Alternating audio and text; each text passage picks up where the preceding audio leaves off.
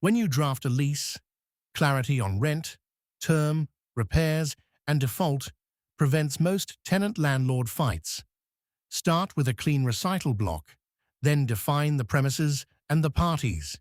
That gives the rest of the lease a precise factual anchor.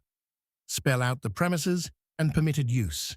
If the lease is residential, say so expressly and identify any common area rights.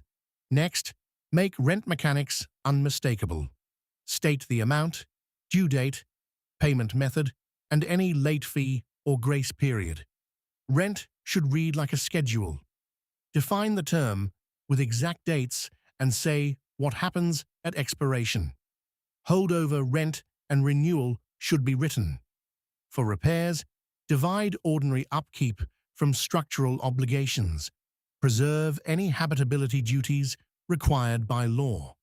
A common mistake is leaving rent timing vague.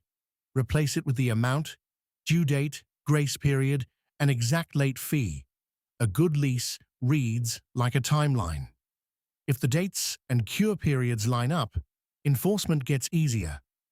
LexDraft can format those clauses in Word, but you still need exact dates, exact rent, and clear use restrictions. LexDraft helps format the lease